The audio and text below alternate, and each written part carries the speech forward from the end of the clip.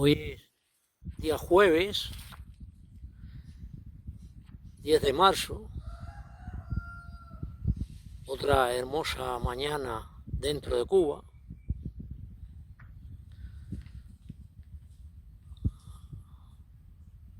Vivo en una arboleda cerca de un monte, pero no hay muchos cantos de pájaros.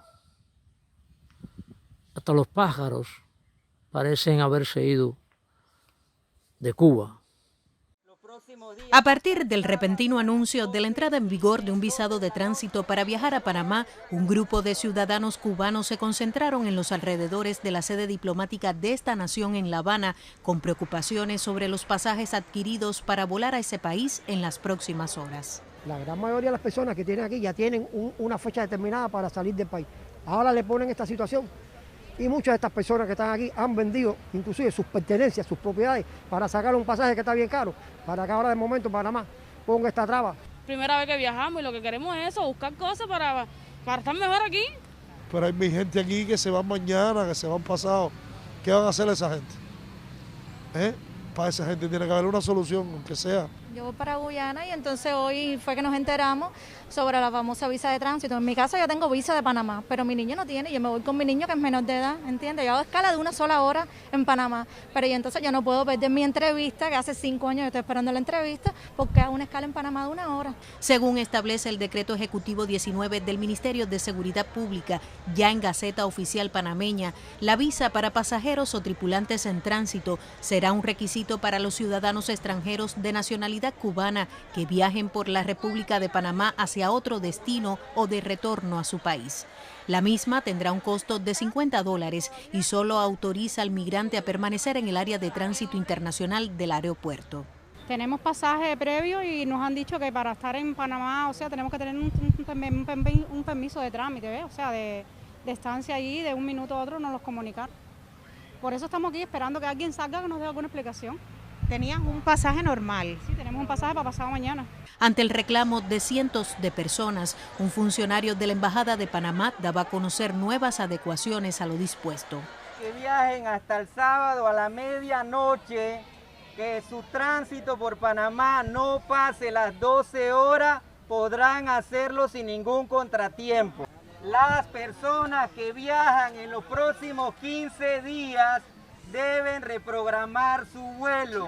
Las personas que viajan a partir del 1 de abril serán atendidas mañana. Muchos entrevistados reconocieron que el gobierno cubano no tiene responsabilidad en la decisión de las autoridades panameñas y mostraban su molestia por el engorroso camino que le suponía a la familia cubana no disponer de otras vías para abrazar a los suyos. Lo va a perder todo, tiene su esposo allá, tiene su visa de tránsito, ¿no?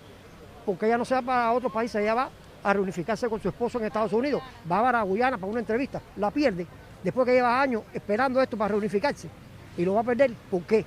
Cuba ha reiterado su apuesta por una migración ordenada, legal y segura desde nuestro país. La creciente manipulación de este tema por parte de los Estados Unidos en los últimos días deja huellas en la salud y en la economía de los cubanos que deciden emigrar desde la mayor de las Antillas. Gisela García Rivero, Sistema Informativo de la Televisión Cubana. Pero de verdad que es hermosa Cuba. Estos amaneceres llenan el corazón de romanticismo, de ansias, de deseos de vivir dentro de Cuba. Yo estoy triste.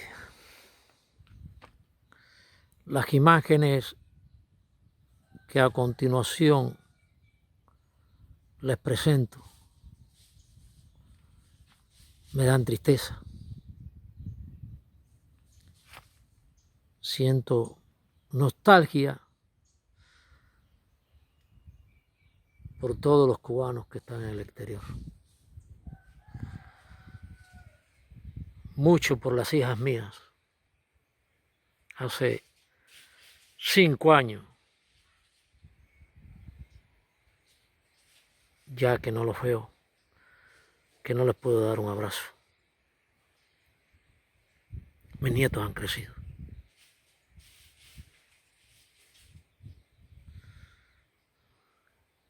Quizás cuando vuelva a verlos, apenas se acuerden de mí.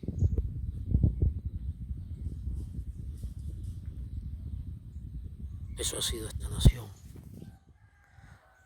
desde el 1959 para acá. Ay, Cuba y sus cubanos.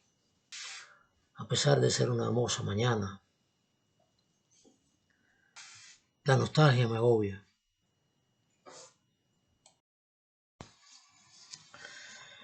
Sí, observaba ayer las imágenes frente a la Embajada de Panamá. Imágenes que se han repetido en todas las embajadas que han dado la oportunidad al cubano de salir del país.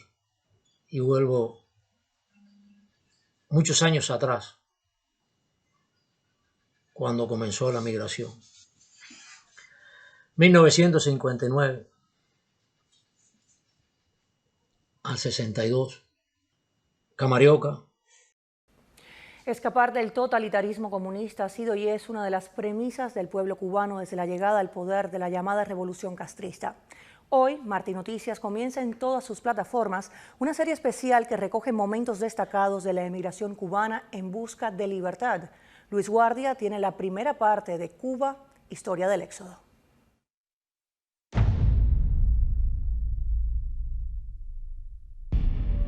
El éxodo de cubanos comenzó la noche antes de la llegada al poder de la entonces naciente Revolución Cubana.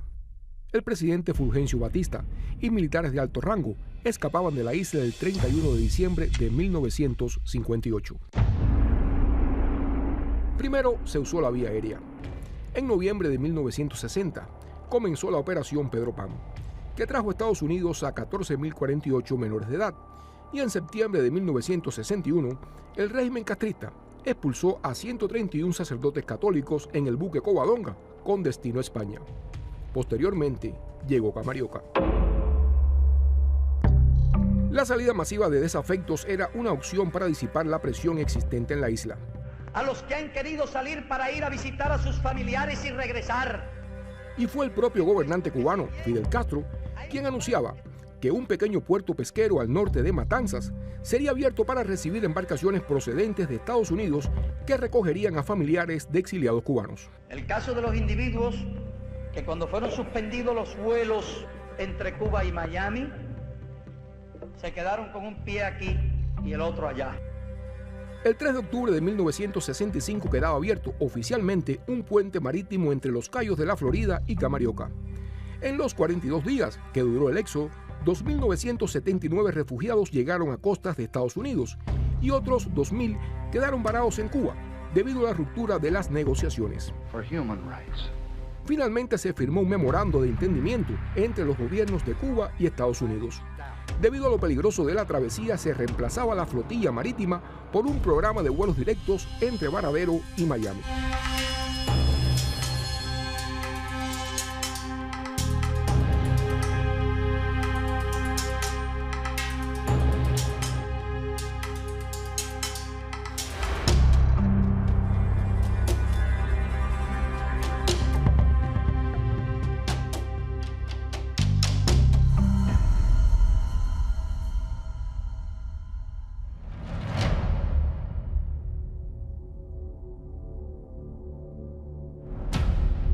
Nacían así como consecuencia directa del éxodo masivo de Camarioca, los vuelos de la libertad, que se prolongaron hasta 1973. Unos 260.000 cubanos pudieron escapar de la dictadura castrista por esta vía.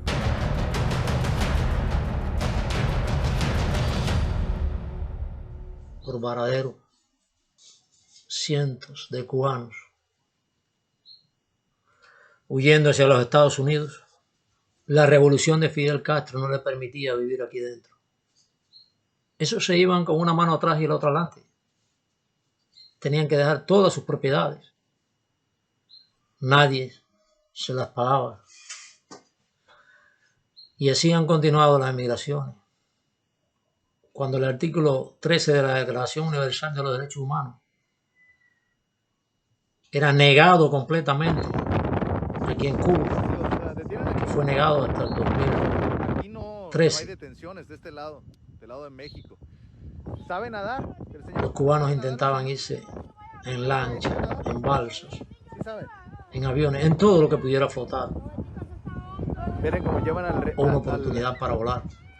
No importa si a qué país migraban, claro, querían ir para los Estados Unidos, para Miami, donde y este cubano cruzó por la zona más la revolución de Fidel Castro ya el niño va mojándose, congelándose, había expulsado a todos los cubanos y ahí estaban sus compatriotas. Fría, helada, tenían más oportunidades. Bajo cero de ayer, y ya lo cubrió. Hay pero esto ha continuado 63 el niño está años desesperado, los arrastra en una parte de la corriente. Huidas. Dijo este señor que sabía nadar, pero muchas no veces. Mire cómo está batallando, se lo lleva la corriente ya. Se lo lleva así la vino corriente. después. Hermanito, mire, está llorando. El éxodo del 80. Es un drama esto. El Mariel, los balseros del 94. Drama, siguen llegando abonando el cementerio entre Cuba y la Florida. Alimentando la boca de los tiburones. Río, con este clima congelante. Todo ha continuado. Es un riesgo. Las escapadas por Centro y Sudamérica. Que supera cualquier nivel. Son 4 personas más atravesando la selva del de origen cubanos todos. Son 4, esos son 3 hombres, una mujer. ¿Cuál van a decidir cruzar? Huyendo de la dictadura. Allá también hay un grupo, traen niños también. Algunas veces han dicho o han querido justificar que es una emigración económica. Sí, puede ser económica y por ciento de necesidad, pero causada por un régimen político, dictatorial y totalitario. Antes del 1959, la migración era hacia Cuba. Emigraban españoles, chinos, haitianos, en estos momentos vienen llegando, cuidado, te caes. norteamericanos, polacos, creo que de cualquier parte de la humanidad. Son imágenes terroríficas. Si comparamos la migración que hay ahora por la invasión rusa a Ucrania, esa guerra deshumanizada que ha programado Vladimir Putin y que la ha llevado a cabo, implacable, diría yo peor que la Segunda Guerra Mundial, que la invasión de los alemanes a Europa, porque llevamos 60 años de evolución, de paz, de raciocinio sobre la tierra, para que suceda esto ahora. Decía, si comparamos y valoramos con la densidad de población, los cubanos están parecidos.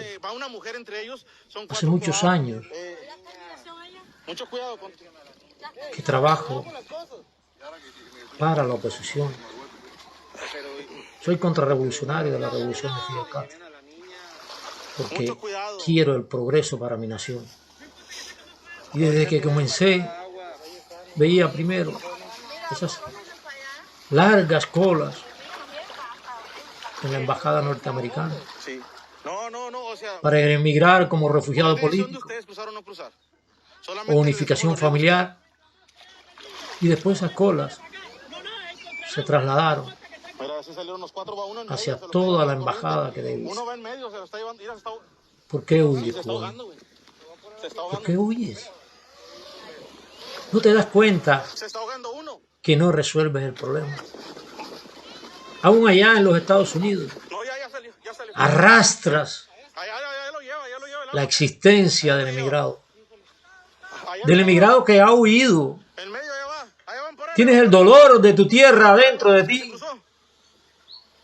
de que no hiciste lo que debías hacer.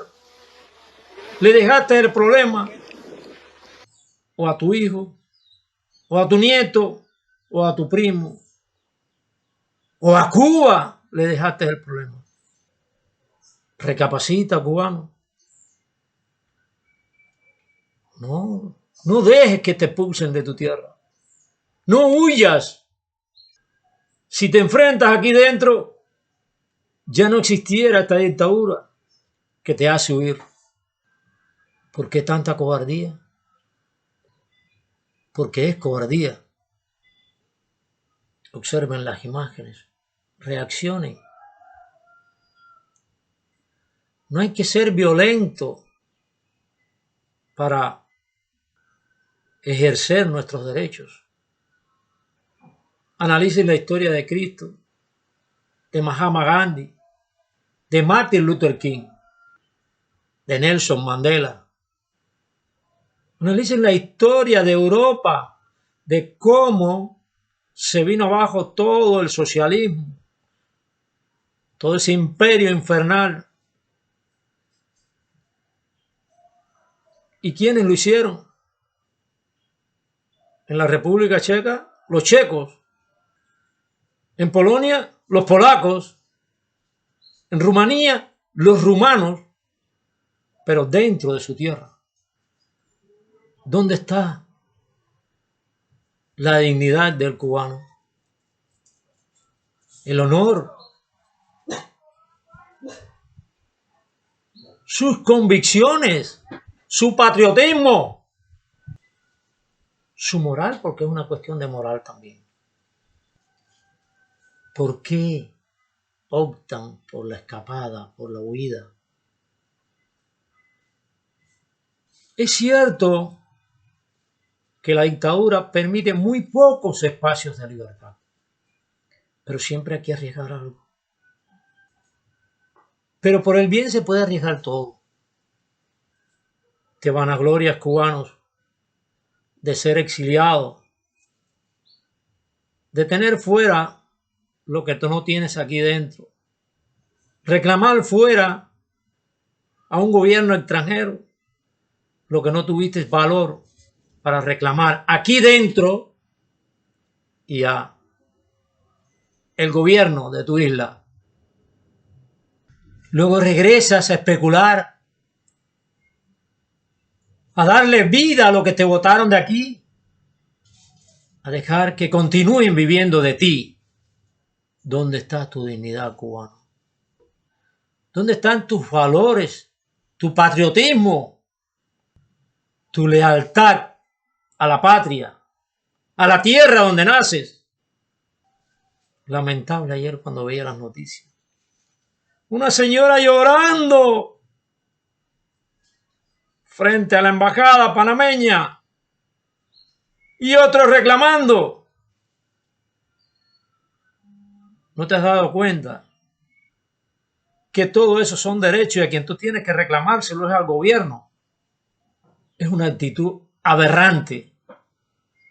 Creo que si tuviese yo que mendigar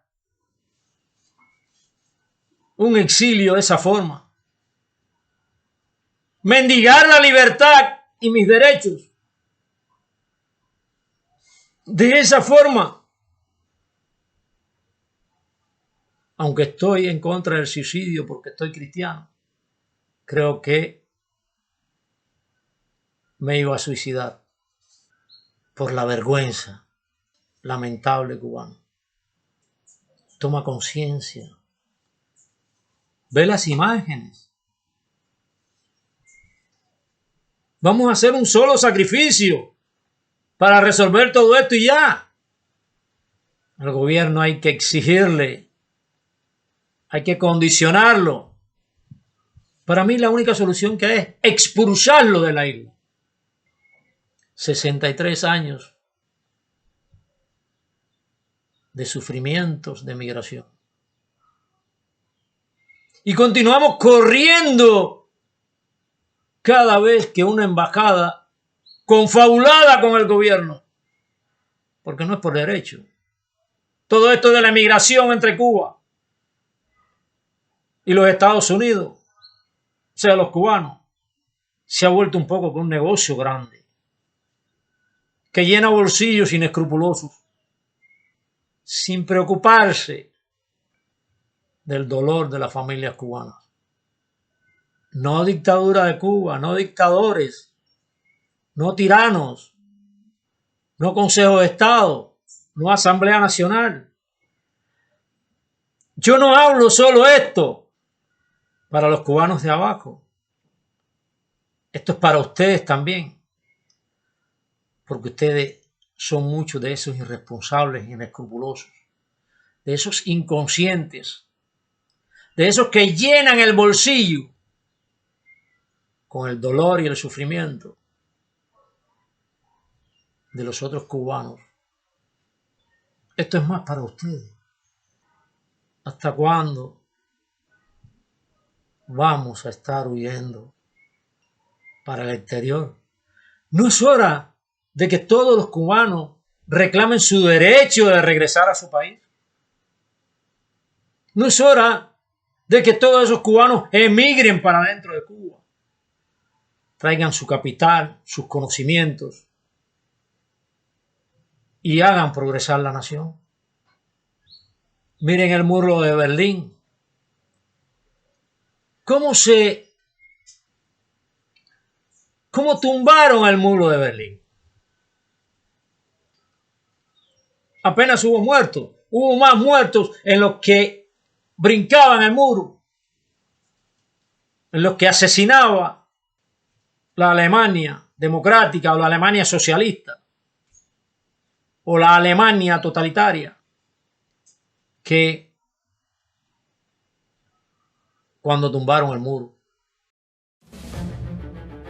Fue una obra de ingeniería bélica única, una barrera de hormigón, púas y controles militares que dividió durante casi 30 años no solo a Berlín, sino a dos mundos enfrentados. Su caída representó uno de los eventos más significativos del siglo XX y el inicio del desplome del modelo soviético.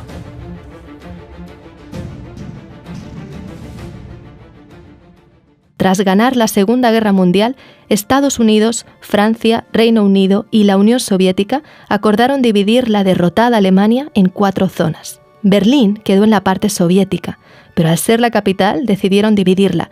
Cada una de las 4 grandes potencias administraba su propio sector de la ciudad. Lo que quedó fue un bloque capitalista al oeste y un bloque comunista al este. Esa división era parte de lo que el primer ministro británico Winston Churchill popularizó como la cortina de hierro, un muro ideológico que separaba estos dos modelos antagónicos. From Stettin in the Baltic to Trieste in the Adriatic, an iron curtain has descended across the continent. Empezaba así lo que conocemos como la Guerra Fría, y con ella la narrativa de un mundo bipolar que estaba enfrentado. Alemania se convirtió en la síntesis de esa división. En el oeste, Estados Unidos, Francia y Reino Unido se unieron para crear la República Federal de Alemania. En el este quedaba la República Democrática Alemana, un estado satélite de la URSS como lo eran Polonia, Hungría o Checoslovaquia, entre otros. Berlín quedaba como una isla encerrada en la parte del bloque socialista. Con los años, esto se convirtió en un problema para las autoridades comunistas, no solo porque los servicios secretos de Estados Unidos y Reino Unido usaban la ciudad como base de espionaje, sino también porque más de 2,5 millones de personas huyeron de la parte este a la oeste desde 1949 hasta 1961. Muchos cruzaban atraídos por las mayores oportunidades del lado occidental. Para evitarlo, las autoridades comunistas ordenaron que se construyera un muro que dividiera la ciudad.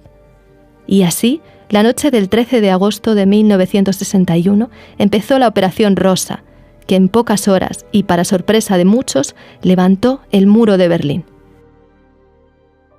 En los años siguientes, se transformó en una barrera casi infranqueable, hecha de losas de más de 3,5 metros de altura y reforzadas con cables de acero. Además, tenía rejas electrificadas, búnkeres, áreas con perros policía y lo que llamaban una franja de la muerte, vigilada por torres con policías armados. El muro se extendía 155 kilómetros y rodeaba todo Berlín occidental. Como consecuencia, separó familias y seres queridos durante casi 30 años, algo que fue traumático para generaciones de alemanes. Durante estos años, muchos intentaron cruzarlo sin éxito. Unas 262 personas murieron en el intento y otras miles fueron arrestadas. Aunque escaparse al otro lado no era del todo imposible. Mientras existió el muro, más de 5.000 berlineses del este consiguieron franquearlo a través de túneles, escondidos en autos o usando ingeniosos métodos como cruzar en tirolesa. Pero a finales de los 80, la situación estaba destinada a cambiar radicalmente. Los gobiernos comunistas eran cada vez más corruptos e ineficientes. La Unión Soviética estaba viviendo una profunda crisis económica. Esta crisis estaba agravada por la costosa carrera armamentista con Estados Unidos y por la guerra en Afganistán. Eso le obligó a cortar la ayuda económica que había estado dando durante décadas a todos los países del bloque comunista, incluido Alemania Oriental. Todos esos problemas generaron un gran descontento social, al que el líder de la Unión Soviética, Mikhail Gorbachev, trató de dar respuesta emprendiendo una mayor apertura política y social, lo que se conoció como Glasnost. Gracias a ella, los ciudadanos y medios de comunicación de esos países empezaron a tener mayor libertad de expresión y a usarla para criticar a sus gobiernos. Convocaron inéditas huelgas y protestas en todos los países del bloque del Este. Sus ciudadanos estaban agotados de sufrir penurias y anhelaban un estilo de vida parecido al occidental. En Polonia, el movimiento sindical no comunista Solidaridad de Lech Walesa logró en junio de 1989 que se celebraran las primeras elecciones parcialmente libres en décadas. Ese mismo junio, Hungría abrió su frontera con Austria, lo que le permitió a miles de alemanes del este cruzar al bloque occidental en solo 2 meses. Y es durante esa ola de cambio cuando se produce la caída del muro de Berlín. En Alemania Oriental, el presidente Erich Honecker se enfrentó a protestas masivas, pero se resistió a abordar las demandas ciudadanas. Finalmente, Honecker renunció, y el 9 de noviembre, el nuevo gobierno de Alemania del Este se vio forzado a introducir cambios, como por ejemplo, permitir viajar fuera del bloque socialista. Se preveía que la medida se aplicara al día siguiente y con restricciones. Pero cuando un periodista preguntó a un alto funcionario de la RDA cuándo podrían empezar a viajar al otro lado, todo se precipitó. Ante ese anuncio, miles de personas se juntaron en el paso fronterizo en Berlín Este y rompieron el cerco hacia la parte occidental de la ciudad. En esos momentos, ni las tropas de control de fronteras ni los funcionarios del ministerio estaban informados. Pero los guardas fronterizos no se atrevieron a disparar. La noche entre el 9 y el 10 de noviembre, los propios berlineses empezaron a destruir el muro. Una multitud eufórica empezó a cruzar la frontera abierta y algunos pisaron el oeste por primera vez en su vida. Del otro lado, cientos de alemanes occidentales los esperaban y celebraban el momento histórico. Familias y amigos que habían vivido separados pudieron encontrarse después de 3 décadas. Todas esas impactantes imágenes dieron la vuelta al mundo. En los meses siguientes, la RDA colapsó y con ella el único sistema que muchos alemanes del este habían conocido. A la vez, los demás gobiernos del bloque comunista fueron cayendo uno tras otro y en 1991 la Unión Soviética se desplomó, poniendo fin al mundo bipolar de la Guerra Fría.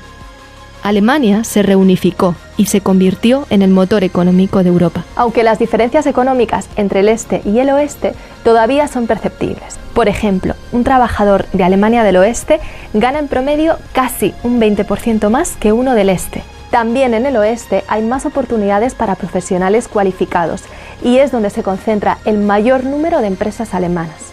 Hoy, cientos de trozos de ese simbólico muro están repartidos por todo el planeta, como un recordatorio de que esa línea de hormigón dividió mucho más que una ciudad. Aquí, en nuestro reclamo, pueden ir algunos a la cárcel y ser asesinados algunos. Pero cuando el pueblo se une en un reclamo general, no cubanos, el ejército no va a matarnos. Me pueden matar a mí ahora que estoy aislado, pero cuando se produzca ese reclamo popular, no sucederá. Tenemos represores que son asesinos, pero hay muchos que no. No tienen mentalidad de asesinos solamente, el adoctrinamiento, la vida, la existencia, los ha arrastrado a jugar ese miserable papel, a tener esa perversa conducta de represor. Pero eso es el mínimo por ciento. He terminado por el día de hoy, cubano. Les pido a los unos y a los otros que mediten. Vamos a resolver el problema de una vez y para siempre. Y el problema es el gobierno, es la dictadura, es el Partido Comunista. Ese es el problema. Gracias y que Dios los bendiga.